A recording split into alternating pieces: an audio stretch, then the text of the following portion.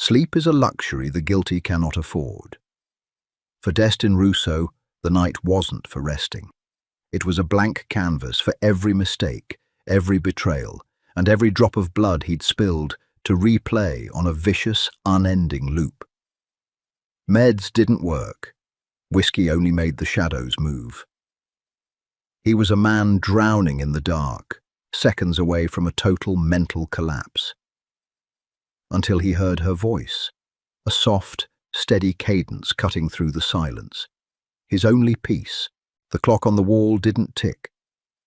Destin had dismantled it 3 days ago, tearing the battery from its casing and tossing it into the wastebasket. But he could still hear it, the phantom rhythm of seconds slipping away. It had been 94 hours since he last slept. He sat at the edge of his bed, staring at the floorboards.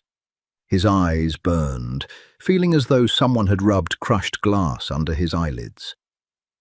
The muscles in his jaw were locked tight, a permanent state of tension that radiated down his neck and settled heavily in his shoulders. To the rest of the city, Destin Russo was untouchable. He was the architect of an empire built on extortion, smuggling, and precisely calculated violence. He was a man who moved pieces on a board with cold, mechanical efficiency, but in the dead of night, in the sprawling, empty confines of his estate, he was just a man unraveling. Insomnia wasn't new to him. It was an occupational hazard. But this stretch was different. The exhaustion was a physical weight, pressing down on his chest. Every time he closed his eyes, his brain flooded with noise. Gunfire, the wet thud of a body hitting the pavement, the frantic, gasping apologies of men who knew they were taking their last breath. His mind refused to power down. It was standing guard, hyper-vigilant, convinced that the moment he slipped into unconsciousness, a knife would find his throat. Destin stood up. His legs felt like lead. He walked to the adjoining bathroom and turned on the cold tap, letting the water run over his wrists. He splashed his face, gripping the edges of the marble sink. The face staring back at him in the mirror was sallow. Dark, bruised-looking circles carved deep half-moons under his eyes. "Get it together," he muttered to the glass. His voice sounded hollow, rough like sandpaper. He left the bedroom and began to walk. The estate was massive, a fortress of steel and stone masquerading as a piece of architectural art. It was entirely silent, save for the muffled footsteps of the perimeter guards outside. Destin walked the halls like a ghost, haunting his own purgatory. He passed the study, the formal dining room, the heavy oak doors that led to the basement where the real business was handled. His wandering eventually brought him to the east wing, the guest quarters, though they weren't exactly for guests. Crystal Martin was currently occupying the last room on the right. Destin rubbed his temple, trying to ease the dull throbbing behind his right eye. Crystal wasn't supposed to be here. She was a complication, a loose end left over from her father's profound stupidity. Arthur Martin had been a bookkeeper for the Russo family. A quiet, unassuming man who had quietly and unassumingly skimmed $300,000 over 5 years. When Victor, Destin's right hand and the syndicate's chief enforcer, found out, Arthur's life expectancy had dropped to 0. Arthur had blown his brains out before Victor could get to him, leaving the debt unpaid and a daughter totally unaware of her father's secret life. Destin hadn't wanted to kill the girl. It was messy. It lacked purpose. Instead, he absorbed her. He took her from her cramped apartment, brought her to the estate, and put her to work. She was an archivist by trade, someone who restored old texts and organized municipal records. Now she spent her days in his windowless basement, auditing 10 years of the family's legitimate and illegitimate ledgers to find out exactly where her father's stolen money went. She was a prisoner, working off a blood debt she hadn't accrued. He expected her to cry. He expected hysteria. Instead, Crystal had arrived with a single suitcase, pale and terrified, but silent. She worked 10-hour shifts. She ate the meals brought to her. She didn't speak unless spoken to. Destin walked past her door, intending to head to the kitchen for another cup of useless, bitter coffee. But he stopped. A sound was slipping through the crack beneath her door. A voice. He stepped closer, his hand instinctively resting on the cold steel of the holster strapped to his ribs. He pressed his shoulder against the doorframe, holding his breath to listen. She was talking. No, she was reading. Her voice was low, pitched just above a whisper, but the silence of the hallway magnified it. It wasn't the frantic, panicked tone of someone making an illicit phone call. It was rhythmic, paced. The dust hung in the air like suspended gold, catching the afternoon light. It was quiet in the valley, the kind of quiet that sinks into the bone. The river moved sluggishly, uncaring of the war raging 50 miles to the north. Destin frowned. He recognized the prose. It was an old Western novel, something gritty and slow-moving. He should have kept walking. He had no business eavesdropping on a captive's midnight coping mechanism. But he didn't move. He closed his eyes. Her voice lacked the sharp, abrasive edge of the people he dealt with daily. It wasn't trying to sell him something. It wasn't lying to him. It wasn't begging for its life. It was just a sound, steady, grounded. The cadence of her sentences rose and fell like a tide. It was incredibly mundane, and for the first time in 94 hours, the noise in Destin's head paused. He leaned his back against the wall next to her door. The cold plaster felt good against his heated skin. He let his head tip back. She kept reading. She stumbled over a word, paused, and reread the sentence with a soft, self-deprecating sigh. The humanity in it was startling. Destin felt his breathing slow down. The tight, agonizing knot in his chest loosened by a fraction of an inch. He listened to her describe a fictional river. He listened to her turn a page, the dry rustle of paper loud in the stillness.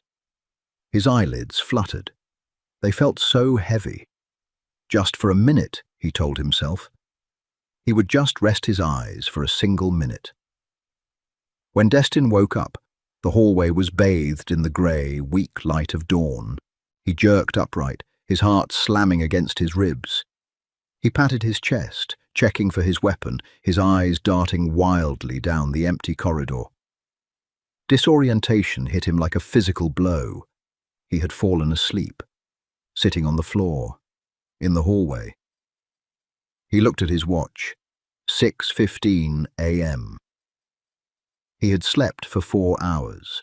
A wave of profound humiliation washed over him, quickly followed by a staggering realization. 4 hours of dreamless, uninterrupted sleep. His mind felt sharper. The agonizing burn in his eyes had dulled into a manageable ache. He looked at Crystal's closed door. The reading had stopped long ago. Destin stood up, his joints protesting the hard floor. He smoothed the front of his shirt, a sudden, fierce possessiveness taking root in his chest. He needed to sleep again tonight, and he knew exactly how he was going to do it. Victor Moretti dropped a heavy manila folder onto Destin's desk. It hit the mahogany with a solid smack. "The shipments at the docks are clear," Victor said, pulling out a chair and sitting down. He was a large man, built like a brick wall, with a scar slicing through his left eyebrow that gave him a permanent scowl. "Customs took their cut. We're greenlit to move the cargo tonight." Destin nodded, flipping the folder open. He scanned the manifest. His eyes tracked the lines of text smoothly.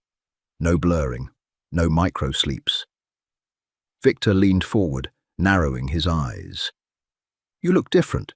I took a shower, Victor, Destin said flatly, turning a page. No, I mean you don't look like you're about to drop dead. You sleep? A bit. Victor snorted. Good, because the Petrovs are pushing the border on the south side again. We need you sharp. If you're running on fumes, they'll smell the blood in the water. I'll handle the Petrovs, Destin said, closing the folder. Leave me the rest of the paperwork. I have a meeting. With who? Internal audit. Victor looked confused, but didn't press. He stood up, adjusting his suit jacket. Call me if you need to crack heads. When the door clicked shut, Destin leaned back in his chair. It was 5 in the afternoon. The dread that usually accompanied the approaching evening was absent. He didn't feel the creeping panic of the setting sun. He felt anticipatory. He buzzed the intercom on his desk. Bring Crystal Martin to my office. 10 minutes later, the heavy oak doors opened. Crystal stood in the threshold. She was wearing a simple grey sweater and dark jeans. Her hair was pulled back into a messy knot, and there were ink stains on the sides of her fingers. She looked exhausted, her posture guarded. She didn't look at him directly, keeping her gaze fixed on the edge of his desk. You wanted to see me, Mr. Russo? Sit, Destin said, gesturing to the chair Victor had just vacated. She walked over stiffly and sat on the very edge of the leather cushion. She looked like a bird ready to take flight at the first sudden movement. Is there an issue with the ledgers? She asked, her voice tight. I found the discrepancy in the 2021 accounts. My father routed the funds through a shell company in Delaware. I have the routing numbers, but I need access to the offshore server to track where it went next. I don't care about the ledgers, Destin said. Crystal finally looked up, blinking in surprise. Her eyes were a very ordinary shade of brown, but they held a sharp, wary intelligence. You don't? I mean, I do. Keep working on them, Destin corrected smoothly. He steepled his fingers, suddenly realizing how absurd his next request was going to sound. He was Destin Russo. He didn't ask for favors. He gave orders. But ordering a woman to read him bedtime stories crossed the line from terrifying mafia boss to deeply unhinged. He opted for blunt force. You read out loud last night, he said. Crystal froze. The color drained from her face. What? Around 2 in the morning. You were reading a book out loud in your room. Her hands curled into fists in her lap. I'm sorry. I have anxiety. When I can't sleep, reading out loud grounds me. I didn't realize the sound carried. I won't do it again. No, Destin said sharply. You will? Crystal stared at him, utterly lost. I will what? You will read out loud again tonight, but not in your room. Destin leaned forward, his elbows resting on the desk. He kept his expression entirely neutral, masking the desperation clawing at his throat. I suffer from insomnia, severe insomnia. Last night I heard your voice. It distracted me. I fell asleep. Crystal's mouth parted slightly. She looked at him as if he had just spoken in tongues. You fell asleep listening to me read a Louis L'Amour novel? I don't care what the book was, Destin said, dismissing the detail. I care about the result. Tonight, at midnight, you will come to my private study on the 3rd floor. You will bring a book. You will read to me until I fall asleep. Silence stretched between them, thick and heavy. Crystal looked at him, really looked at him. She saw the lingering shadows under his eyes, the tight pull of his jaw. The realization that the monster who held her life in his hands was asking her for a lullaby was clearly short-circuiting her brain. Is this a joke? She asked quietly. I don't make jokes, Miss Martin. And if I say no, Destin's eyes went cold. The brief flash of vulnerability vanished, replaced by the ruthless pragmatism that kept him alive. "You owe me $300,000. You are currently paying it off at a rate of $500 a week through clerical labor. You will be here for 12 years. If you read to me and I sleep, I will deduct an extra $1,000 from your debt for every night." Crystal's breath hitched. $1,000 a night. It was an impossible amount of money. It was a lifeline. She looked down at her ink-stained fingers, her mind working furiously. She was terrified of him. Everyone was terrified of Destin Russo. But this wasn't a demand for violence, or something unspeakable. It was bizarrely, pathetically human. "What kind of book?" she asked, her voice barely above a whisper. Destin felt a profound wave of relief wash over him, though his face betrayed nothing. "Anything, so long as it isn't quiet." "Midnight," she confirmed. "Don't be late." The third-floor study was a room designed for intimidation. The walls were lined with floor-to-ceiling bookshelves, filled with leather-bound volumes that had never been read. The furniture was heavy, dark mahogany, and tufted oxblood leather. A massive stone fireplace dominated one wall, though it hadn't been lit in years. Heavy velvet curtains blocked out the moonlight, leaving the room illuminated only by a single brass reading lamp on a side table.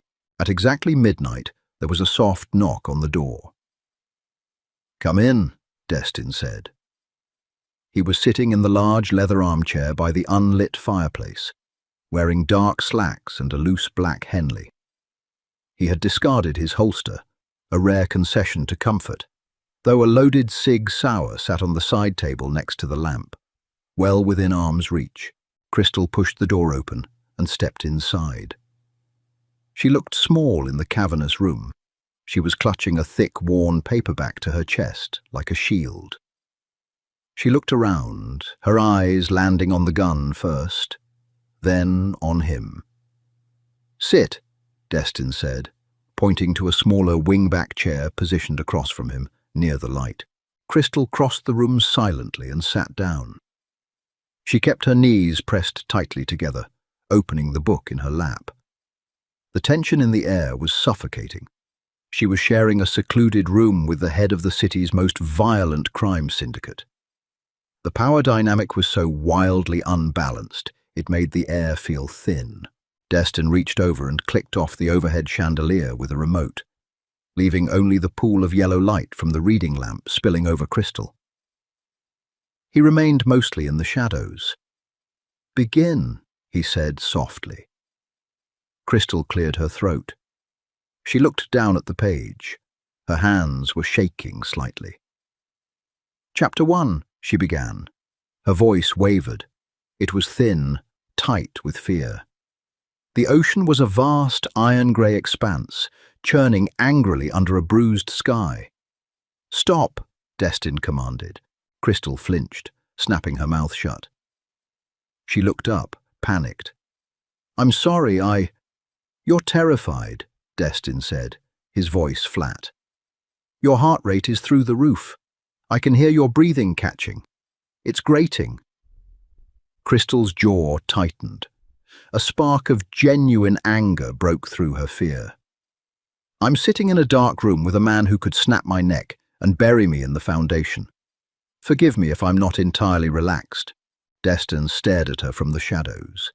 It was the first time she had shown any real fire. He liked it. It meant she wasn't broken, just bruised. "I am not going to hurt you, Crystal," he said, the use of her first name intentional. "If I wanted to hurt you, you wouldn't be sitting in a velvet chair holding a book about boats. You are here to do a job. Treat it like one. Take a breath. Lower your register. Just read." Crystal held his gaze for a long moment. She swallowed hard, forced her shoulders to drop an inch, and looked back at the page. She took a deep, shuddering breath.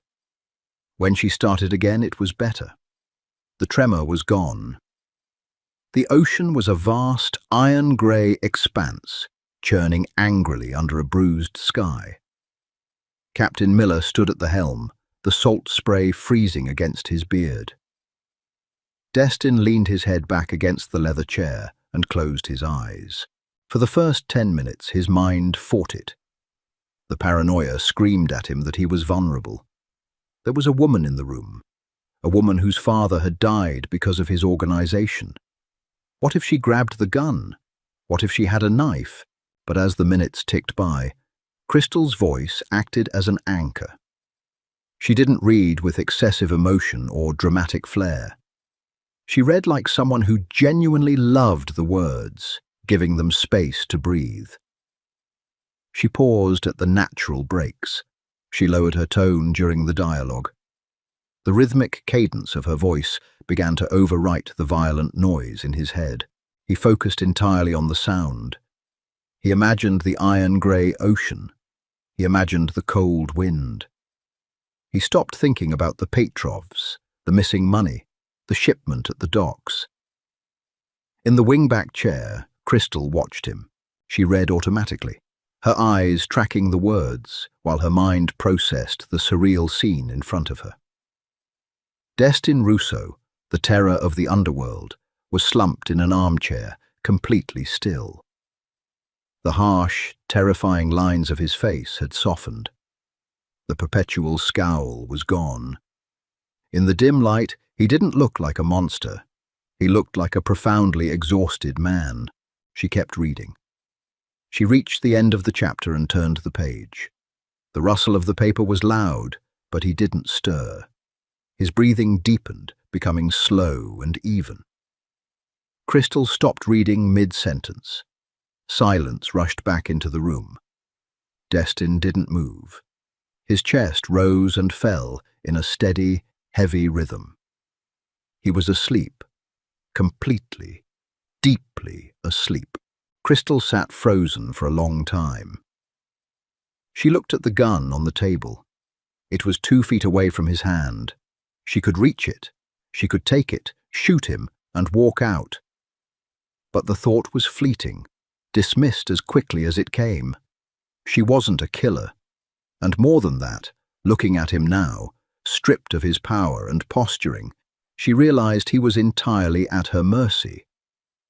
She, the captive, the collateral damage, held the key to the one thing he couldn't take by force. Peace. Crystal quietly closed the book.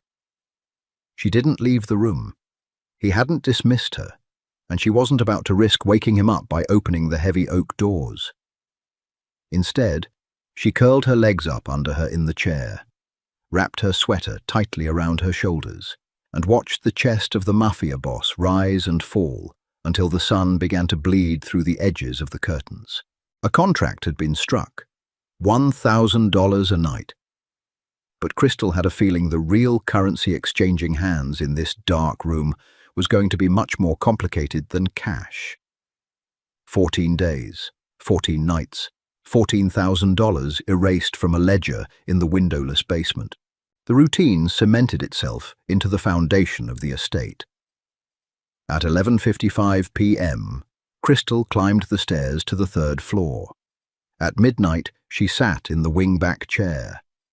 She opened a book, and she spoke until the man in the shadows stopped fighting his own mind. The change in Destin Russo was undeniable. The bruised, hollow look beneath his eyes faded, replaced by the sharp, terrifying focus that had built his empire in the first place. He moved with precision instead of dragged exhaustion.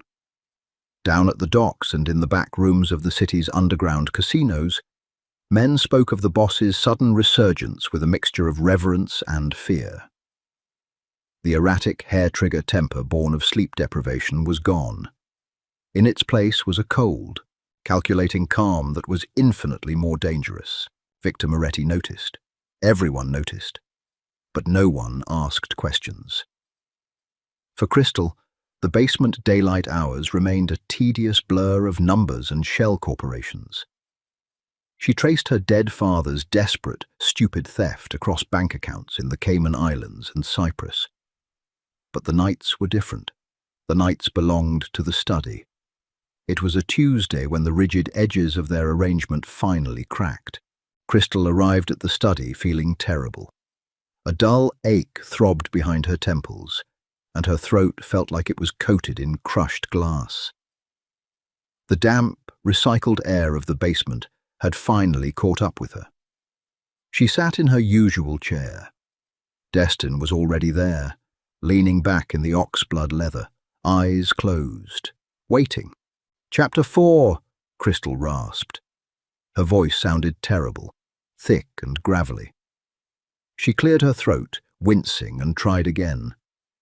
The expedition pushed further into the Amazon, the canopy blocking out the sun completely. She made it through 2 paragraphs before a coughing fit seized her. It wasn't a delicate, polite cough. It was a harsh, chest-rattling spasm that forced her to double over, the heavy hardcover book sliding from her lap to hit the floor with a loud thud. She pressed a hand to her mouth, tears of physical strain pricking her eyes. When the coughing finally subsided, she sat up, gasping for air, bracing herself for his anger. She had broken the silence. She had failed the one task keeping her out of a shallow grave. Destin was no longer sitting in his chair. He was standing beside the small mahogany bar cart in the corner of the room. He wasn't looking at her. He picked up a heavy crystal tumbler, grabbed a bottle of distilled water, and poured. He added no ice. Crystal watched him, her breathing ragged. He walked over to her, his footsteps entirely silent on the thick Persian rug. He stopped in front of her chair and held out the glass. "Drink," he said. His voice wasn't an order, though it carried the weight of one. It was flat, unreadable. Crystal took the glass. Her fingers brushed against his knuckles. His skin was warm, a stark contrast to the cold crystal. She drank the water greedily, the cool liquid soothing the raw burn in her throat. Destin reached down and picked up the fallen book. He looked at the cover, a dense history of South American exploration. He didn't hand it back to her. "You're sick," he stated. "It's just a cold," Crystal whispered, her voice still rough. "The air in the archives is dry. I can keep reading. I just need a minute." "You sound like you've been swallowing gravel." Destin walked back to his chair and sat down, tossing the heavy book onto the side table next to his gun. "Go back to your room." Panic flared in Crystal's chest. The math instantly calculated in her head. 1 night missed, $1,000 lost, a day added to her sentence. "No, please, I can do it. I just need to read slower. I can lower the register." "Crystal." The sound of her name on his lips stopped her frantic rambling. He rarely used it. Usually she was just a presence in the room, a voice box he commanded.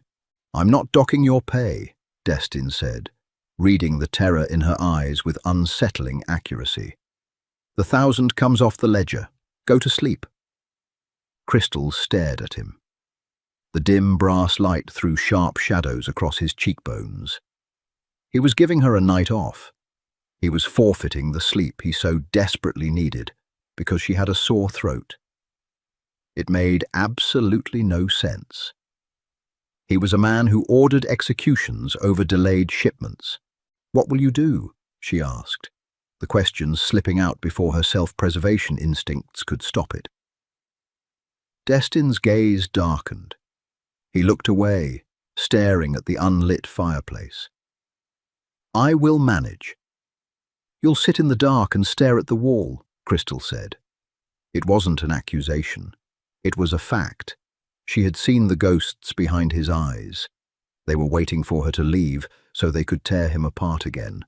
"Go to bed, Miss Martin," he warned, his tone dropping a lethal octave. The door slammed shut on the brief moment of humanity. The boss was back. Crystal stood up. She set the empty crystal glass on the table next to the gun. She looked at the weapon, then at the man. She didn't leave. Instead, She reached into the pocket of her cardigan and pulled out a small battered paperback she had found in the estate's sprawling library earlier that week. She sat back down. Destin's jaw tightened. "I gave you an order." "I know," Crystal said softly. She opened the paperback. It was a collection of poetry, short, rhythmic, requiring very little breath. "But you're paying me $1,000 an hour. I prefer to earn my keep." She didn't wait for him to argue. She began to read. Her voice was a raspy whisper, barely carrying across the space between them, but the rhythm was flawless. Destin stared at her for a long minute, his muscles coiled, ready to drag her out of the room himself. But she didn't look up. She just kept reading the verses. Slowly, the tension bled out of his shoulders. He leaned back. He closed his eyes. She read for 20 minutes until he fell asleep. She sat in the quiet, watching his chest rise and fall, realizing with a terrifying clarity that she wasn't just surviving this man anymore. She was protecting him. The outside world eventually bled in. It always did. It was 1:30 a.m. on a Friday. Crystal was sitting in the dark study, the book open in her lap. But she wasn't reading. She was waiting. Destin hadn't shown up. The estate had been vibrating with a chaotic, suppressed energy all evening. Black SUVs had roared down the driveway just past sunset. She had heard Victor shouting in the lower halls, a sound so violent it made her stomach turn. The Petrovs. She had heard the guards whispering the name outside her door. The rival syndicate from the South End had made a move on a Russo warehouse. Crystal should have stayed in her room. She should have locked her door and hidden under the blankets like a sensible hostage. Instead, at midnight, she had walked up to the 3rd floor. At 1:45 a.m., the heavy oak doors crashed open. Destin walked in. Crystal gasped, dropping the book. He looked like a man who had walked through a slaughterhouse. His dark suit jacket was gone, his white dress shirt torn at the shoulder. And there was blood. It was splashed across his chest, smeared on his neck, and coating his hands. It wasn't his. He was moving with too much predatory energy to be fatally wounded. He didn't see her at first. He walked straight to the bar, grabbed a bottle of scotch by the neck, and poured a massive measure into a glass, splashing amber liquid onto the mahogany. His hands were shaking, not from fear, from adrenaline, the raw chemical high of violence. He downed the glass in one swallow, slammed it down, and finally turned toward the center of the room. He stopped dead when he saw Crystal in the wing-back chair. The beast was fully awake in his eyes. The pupils were blown wide, black and hollow. The civilized veneer he wore during their midnight sessions was completely stripped away. This was the man who had ordered her father's death. This was the monster of the city. "Get out!" Destin snarled. His voice was a guttural rasp, unrecognizable. Crystal pressed her back against the chair, her heart hammering against her ribs like a trapped bird. The metallic copper smell of blood reached her from across the room. It made her gorge rise. She wanted to run. Every instinct screamed at her to flee. "I said get out!" he roared, taking a step toward her. He looked down at his hands, seeing the red smeared across his skin, and a flash of profound self-loathing crossed his face before hardening back into rage. "You shouldn't be here. Look at me. Get out before I forget why I keep you around." He was losing his grip. The violence of the night was refusing to recede. It was a tidal wave, threatening to drown him in his own study. Crystal looked at his shaking hands. She looked at the blood. She swallowed the bile in her throat. She didn't stand up. She reached down, picked up the book she had dropped, and smoothed the crumpled page. Her hands were trembling so violently she could barely hold the spine. "No," Crystal said.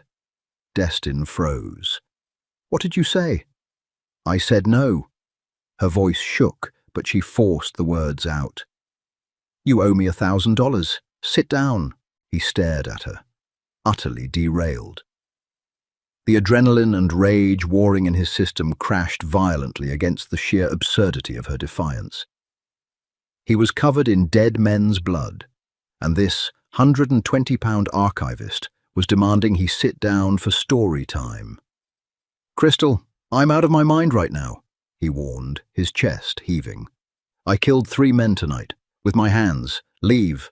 Then you definitely need to sleep, she replied, her voice gaining a fraction of strength. Sit down, Destin. It was the first time she had ever used his first name. It echoed in the quiet room, cutting through the ringing in his ears like a gunshot. He looked at her, really looked at her. She was terrified. She was pale, her knuckles white as she gripped the book. But she hadn't run. She was looking at the monster, and she was holding her ground. Slowly, the manic energy draining from his muscles left him hollowed out. His shoulders slumped. The monstrous aura dissolved, leaving only an exhausted, blood-soaked man. He walked heavily to his armchair. He didn't sit fully back, unwilling to stain the leather, perching instead on the edge, resting his elbows on his knees. He hung his head, staring at his red-stained hands. You shouldn't see this, he whispered. The rage was gone. Only a bleak, crushing emptiness remained. You shouldn't see what I am. Crystal opened the book. She didn't offer him platitudes. She didn't tell him it was okay. It wasn't okay. He was a criminal and a killer. But in this room, in this exact moment, he was just a man drowning in the dark, and she was the only one with a rope. Chapter 12, Crystal began, her voice cutting through the thick scent of blood and scotch. She forced her tone to be steady. She forced it to be an anchor. The storm broke just before dawn, washing the dust from the streets. She read. She didn't stop, even when her voice went hoarse. She watched him stare at his hands until his eyelids finally, stubbornly began to droop. She kept reading as he slumped sideways into the chair, the adrenaline crash dragging him down into the blackness. When his breathing finally evened out, Crystal closed the book. She sat in the dark with the scent of blood, guarding a killer while he slept, knowing there was no going back to the way things were before. The smell of industrial bleach hung heavy in the main corridor the next morning. Crystal stood in the doorway of the massive stainless steel kitchen, a cold cup of coffee clutched in both hands. Her eyes tracked the 2 men in grey uniforms scrubbing the marble tiles near the front entrance. They worked in complete silence. There was no yellow tape, no police sirens, just the rhythmic, abrasive sound of stiff bristles erasing the evidence of the night before.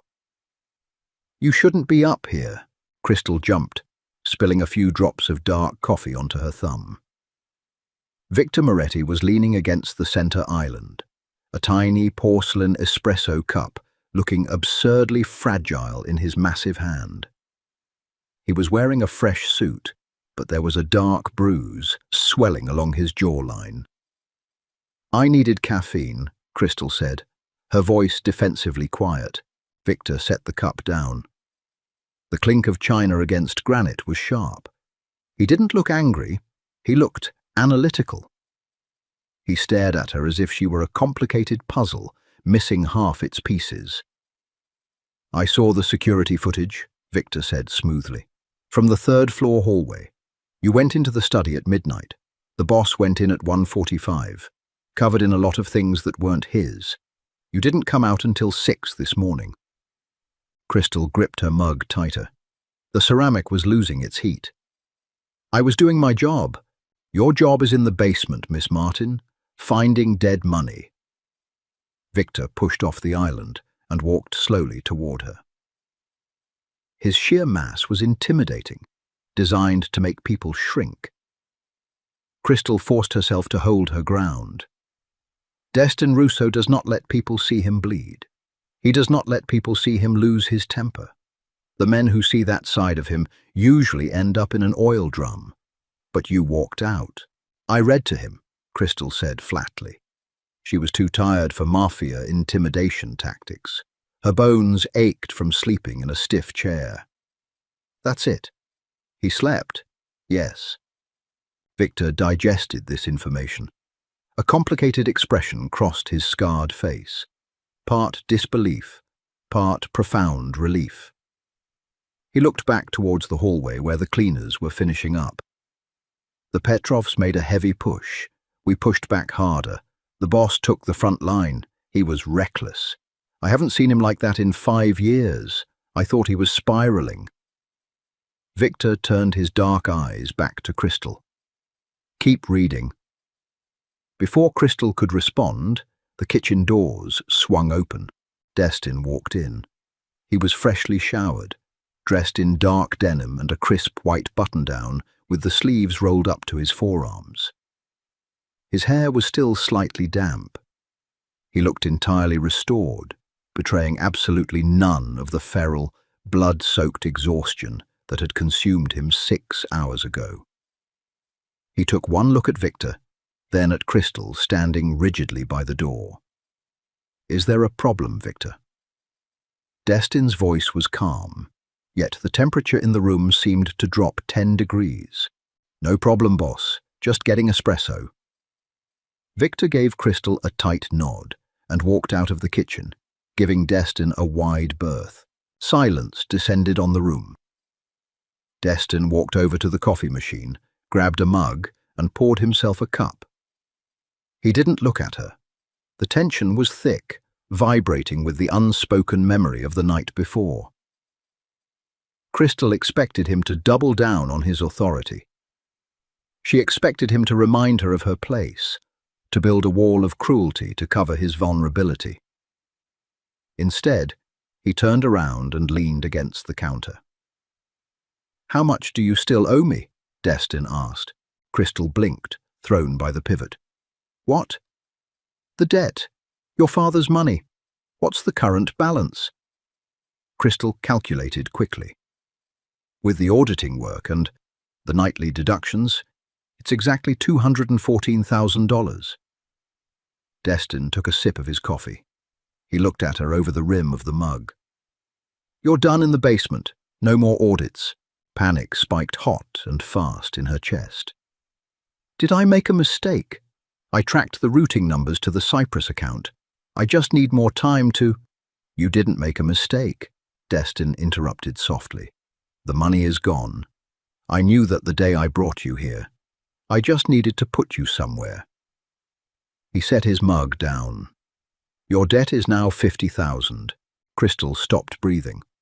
She stared at him, her mind completely short-circuiting. You can't just erase $164,000. I can do whatever I want. It's my money. Why? She demanded, her voice cracking. Destin looked at the floor for a long moment, the muscles in his jaw ticking. When he finally looked back up at her, the mask was gone. The cold syndicate boss was entirely absent. Because you didn't run last night, because you saw the absolute worst of what I am, and you told me to sit down. He took a slow breath. 50 nights, Crystal. Read to me for 50 more nights, and you walk out of those front doors a free woman, debt clear, no strings, 50 days. Less than 2 months, and she would have her life back. It was a miracle. It was the escape hatch she had prayed for every day since she was dragged into this estate. So why did her chest suddenly ache? 50 nights, Crystal repeated. Her voice sounded hollow. Destin watched her closely, his dark eyes searching her face for a reaction he couldn't quite decipher. He nodded once, a sharp, definitive motion. Go pack your things. You're moving out of the guest quarters. Where am I going? The second floor. The room at the end of the East Hall. It was the room directly across from his. He was pulling her out of the basement, elevating her from a prisoner to something entirely different. He was bringing her into his orbit. Crystal nodded slowly. The rules had changed, and neither of them knew how to play this new game. The 50-day countdown became a phantom third presence in the study. It ticked away in the background, a silent metronome measuring out the end of their arrangement. 40 days, 35, 30. As the number shrank, the atmosphere in the midnight sessions shifted. The heavy, oppressive fear that had defined Crystal's early days evaporated. She no longer sat stiffly on the edge of the wingback chair. She kicked her shoes off. She curled her feet beneath her. She started choosing the books herself, pulling from the library's vast, neglected collection. She read biographies, thrillers, and sweeping historical sagas. For Destin, the study was the only room in the world where he could lower his shield. The insomnia didn't vanish entirely, but Crystal's voice was the antidote. He began to look forward to midnight with a quiet, desperate anticipation. He stopped sitting in the dark shadows.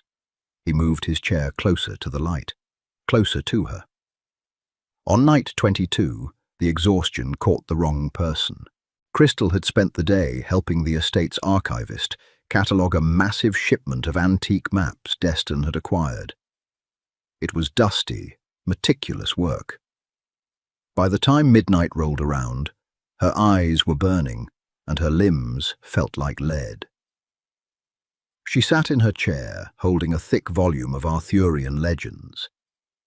Destin was in his usual spot, nursing a glass of mineral water, his eyes already closed, listening. The night rode through the Valley of Thorns, Crystal murmured. Her voice dragged. She blinked hard, trying to focus on the text, but the letters were swimming on the page. The warm, amber light of the reading lamp was hypnotic. The deep, heavy silence of the house pressed against her, pulling her down.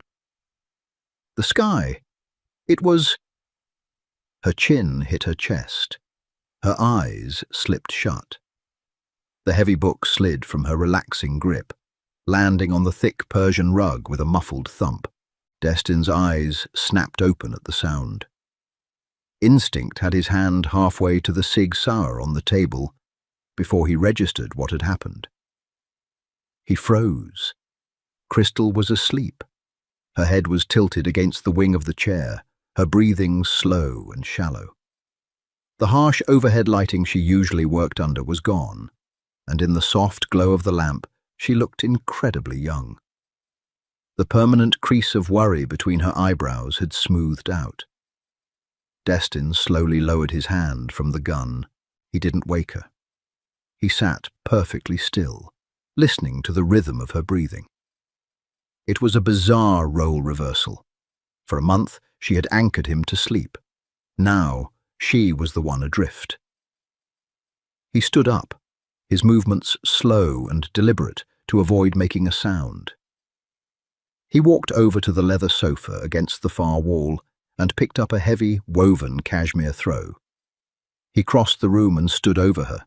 Up close, he could see the faint smudges of ink on her fingers, the pale skin of her neck, the steady, rhythmic pulse in her throat.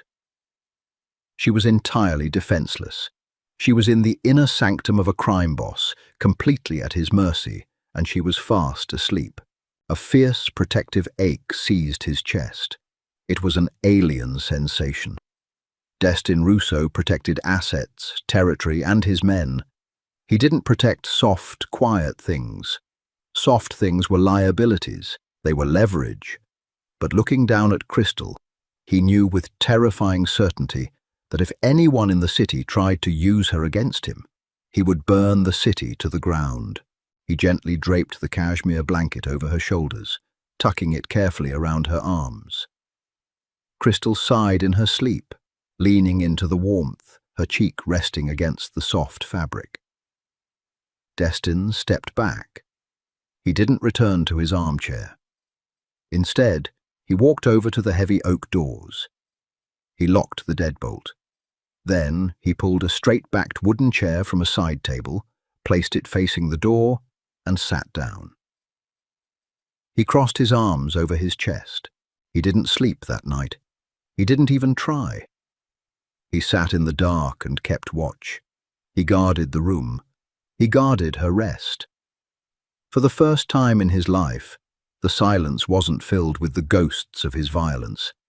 It was filled with the steady, reassuring sound of someone else's peace. When the first grey light of dawn crept through the edges of the curtains, Crystal shifted.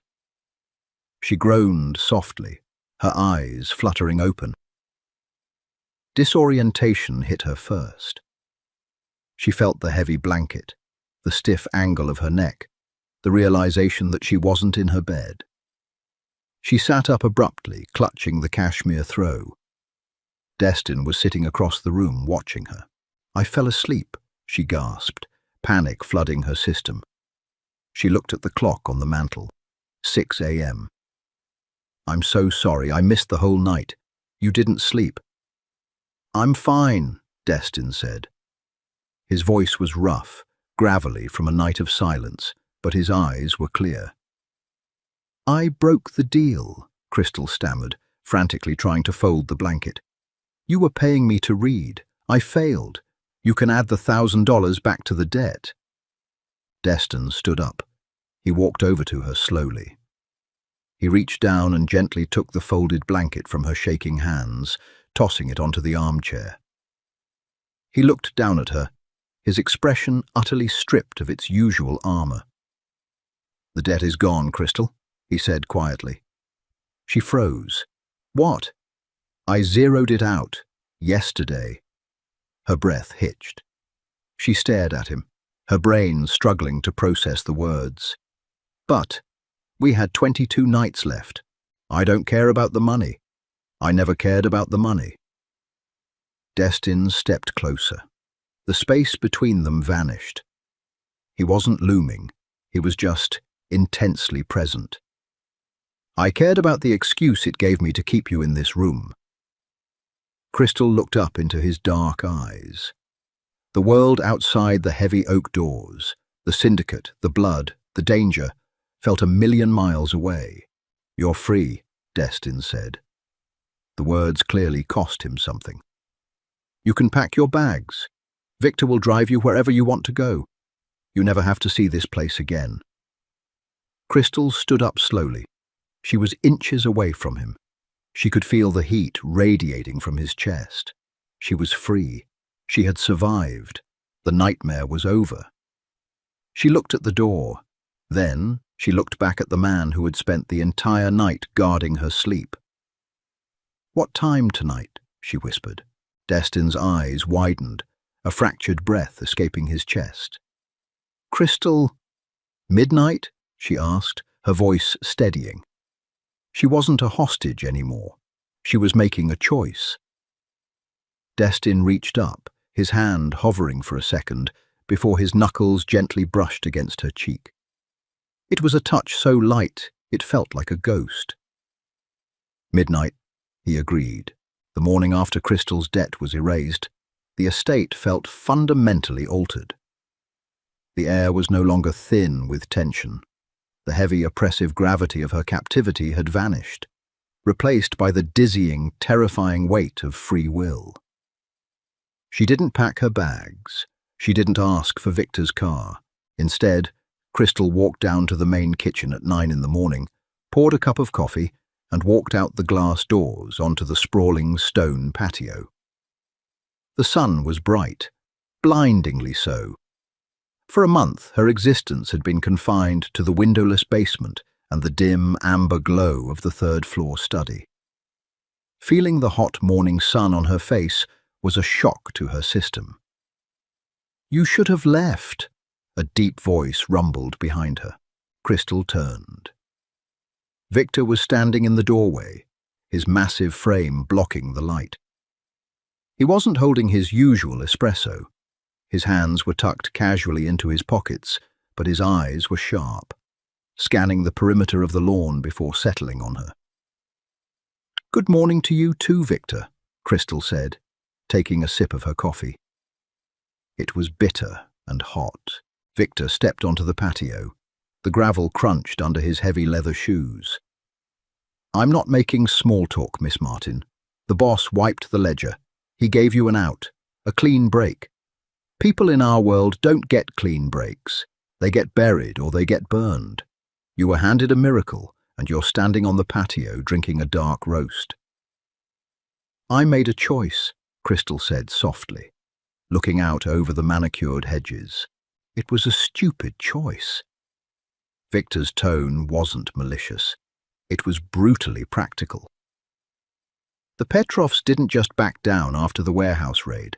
They're regrouping. They have eyes in the city. They have ears on the payroll. It won't take them long to figure out that the boss pulled a girl out of the basement and put her in the bedroom across from his. You are a vulnerability, and in this life, vulnerabilities are the first things to get a bullet. Crystal gripped her mug tightly. Does Destin know that? Of course he knows that, Victor scoffed. Why do you think he told you to leave? He's trying to cut you loose before the splash zone reaches you. He wants you alive more than he wants you here. And what do you want, Victor? Victor paused. He looked at the girl who had somehow tamed the feral insomniac beast that ran their syndicate. He remembered the blood, the erratic violence, the frantic midnight pacing that used to define Destin Russo. Then he remembered the quiet, the focus, the cold precision that had returned over the last month. I want my boss sharp, Victor finally answered, his voice dropping low. When you are in this house, he sleeps. When he sleeps, he thinks. And when he thinks, we win. So for the sake of the family, I'm glad you're here. But for your own sake, you should have run. He turned and walked back inside, leaving Crystal alone with the sun and the chilling reality of her decision. That night at midnight, she walked up to the third-floor study. The heavy oak door was already open. Destin was standing by the unlit fireplace, his hands braced on the stone mantel, his head bowed. He had discarded his suit jacket, but his shoulder holster was securely strapped across his chest. The Sig Sauer wasn't on the side table. It was tucked against his ribs. I told Victor to have a car waiting for you at the south gate, Destin said. He didn't turn around. Crystal stepped into the room and quietly closed the door behind her. The click of the latch was deafening in the silence. I told Victor to cancel the car. Destin whipped around. The calm demeanor he had maintained that morning was fractured. His jaw was clenched so tightly a muscle ticked furiously beneath his ear. He crossed the room in 3 long strides, stopping inches from her. The sheer physical presence of him was overwhelming. You don't understand what you're doing, he gritted out, his voice a harsh rasp. You think because I sat in a chair and listened to you read, the monster is gone. It's not gone, Crystal. It's waiting. The Petrovs are making a play for the South Side docks tonight. They put a bounty on my inner circle. My world is about to catch fire. Then let it burn, Crystal said. She didn't flinch. She didn't back away. She looked up at him, her brown eyes steady and fierce. I spent my whole life being safe. My father was safe. He was quiet and careful, and he still ended up with a bullet in his head in a filthy alleyway. Safe is an illusion. Destin reached out, his hands gripping her shoulders. His fingers dug into the soft wool of her sweater. If they find out about you, they will use you to gut me. They will tear you apart. Then you better make sure they don't get the chance, she challenged, her voice trembling slightly, betraying her fear. But her posture never wavered. Destin stared at her. He saw the terror she was trying to hide, and he saw the absolute, terrifying loyalty that was overpowering it. She was standing in the center of the blast radius, fully aware of the danger and refusing to move. A ragged breath tore through his chest. The resistance he had been building all day shattered completely. He didn't think. He just moved.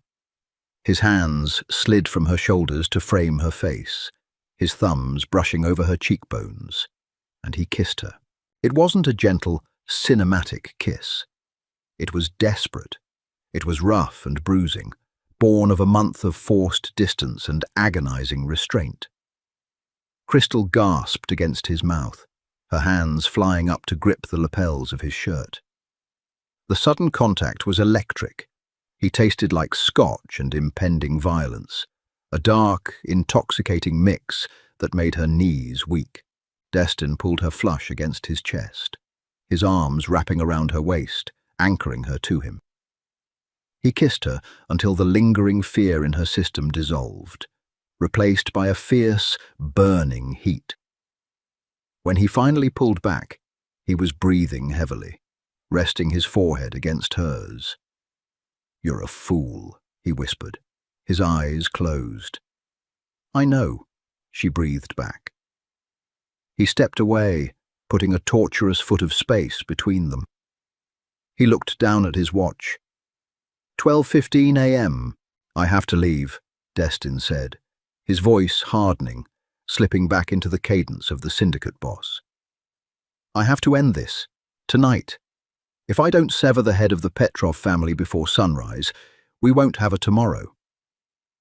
Crystal nodded slowly. She walked over to the wingback chair and picked up a book she had left there yesterday. "I'll be right here." Destin looked at her, sitting in the amber light, holding the book like a shield. He drew his gun, checked the chamber, and slid it back into the holster. "Lock the door behind me. Don't open it for anyone but me." "Destin." He paused at the threshold, turning back to look at her. "Come back," she commanded quietly. A ghost of a smile touched his lips, transforming his harsh face into something devastatingly human. "I always come back to the sound of your voice, Crystal." The hours bled together. Crystal sat in the study, the book open on her lap, but she didn't read a single word. She listened. The estate was terrifyingly quiet. Most of the guards had mobilized. Victor had vanished. She was alone in the fortress, waiting for the echo of a war being fought in the dark alleys and rain-slicked docks of the city. Every creak of the floorboards sent a spike of adrenaline straight to her heart. She paced the length of the Persian rug. She stared out the heavily curtained window at the ink-black night. She imagined the worst. She imagined Victor walking through the door, his scarred face grim, carrying the news that the insomnia had finally won, that the beast had been put down. At 4:30 a.m., her phone buzzed in her pocket.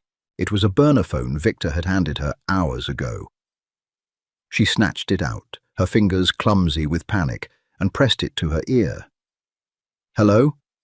The docks are clear." Victor's voice was exhaustingly flat, devoid of its usual booming resonance. "The Petrov brothers are gone. The syndicate is neutralized." Crystal slumped against the heavy mahogany desk, her legs suddenly refusing to hold her weight. A choked sob escaped her throat. "Destin?" "He's alive," Victor confirmed. "We're on our way back." The line went dead. Crystal didn't move for 20 minutes. She stayed on the floor by the desk, letting the massive, crushing wave of relief wash over her. It was over. The threat was eliminated. Just past 5 in the morning, the heavy deadbolt of the study door clicked. Crystal scrambled to her feet. Destin pushed the door open. He didn't look like the feral monster who had stumbled into this room weeks ago, covered in blood. He was immaculate. His suit was dark, his tie loosened but still present. There wasn't a drop of blood on his hands or his face. He had taken the time to wash it away. He had stood in some safe house, scrubbing the violence from his skin before he allowed himself to walk back into her presence. The care in that simple, calculated action broke Crystal's heart in the best possible way. He closed the door behind him and leaned back against the heavy wood, exhaling a long, shuddering breath. The adrenaline had completely left his system, leaving behind a profound, bone-deep exhaustion. Crystal crossed the room. She didn't hesitate. She threw her arms around his neck, burying her face against his collarbone. Destin let out a low groan, wrapping his arms tightly around her waist, burying his face in her hair. He inhaled deeply, breathing in the scent of her vanilla soap and the dusty pages of the library. It was the scent of safety. "It's over," he murmured against her ear. "The city is ours. Nobody will ever touch you." "Are you hurt?" she asked, pulling back just enough to scan his face. The dark circles under his eyes were prominent tonight, a testament to the brutal toll the last few hours had taken. "Just tired," he whispered. Crystal took his hand. His fingers were cold. "Come sit down. I'll read." She tried to pull him toward the leather armchairs, toward their sanctuary, but Destin dug his heels in. He didn't move. He looked at the wing-back chair, the reading lamp, the stack of books on the side table. It was the theatre where they had performed their strange, life-saving play for 30 days. "No," Destin said softly. Crystal looked back at him, confused. "But you haven't slept. You need—" "I don't need a story tonight, Crystal." He tightened his grip on her hand and gently pulled her toward the door. He didn't lead her back to the shadows of the study. He led her out into the hallway, past the heavy oak doors, and down the corridor to the master suite. The room was vast, dominated by a massive king-sized bed and floor-to-ceiling windows that overlooked the eastern horizon. The sky outside was just beginning to bruise with the pale purple and gold light of dawn. Destin let go of her hand. He stripped off his suit jacket, tossing it over a chair. He pulled his holster over his head, setting the gun on the nightstand with a quiet, final thud. He kicked off his shoes and lay back on the mattress, resting his head on the pillows. He looked utterly drained, yet entirely at peace. He held out his hand to her. Crystal kicked off her own shoes. She climbed onto the edge of the enormous bed, moving cautiously at first, before crawling across the duvet to lie down beside him. Destin immediately pulled her against his side, his arm wrapping heavily around her, tucking her head under his chin. There were no books. There were no spoken words echoing in the silence to keep the ghosts at bay. Crystal lay still, listening to the steady, strong rhythm of his heartbeat beneath his shirt. For the first time, she wasn't guarding him from a distance. She was the anchor holding him down in the dark. "You don't have to talk," Destin mumbled, his voice already thick with impending sleep, his eyes fluttering shut. "Just stay right here." "I'm not going anywhere," she whispered. The morning light broke over the horizon, spilling across the floorboards, washing the shadows from the room. Crystal felt the tension drain from his rigid muscles. His breathing deepened, shifting into the slow, heavy cadence she knew so well. He was asleep. Crystal closed her own eyes, feeling the warmth of his chest beneath her cheek. The mafia boss who couldn't close his eyes without seeing the end of the world had finally found his peace. And for the first time since she arrived at the estate, Crystal let herself drift off, completely safe in the arms of the monster she had saved. The dark, silent nights of a ruthless mafia boss and the captive who accidentally became his cure. What happens when the man who controls the city's criminal underworld realizes his greatest weakness is the voice of a woman he forced into his life? This is just the beginning of Destin and Crystal's story. If you want to hear part 4 and find out how this tense, midnight arrangement evolves, hit that like button, share this video with a fellow romance lover, and subscribe to the channel so you never miss an episode. See you in the dark.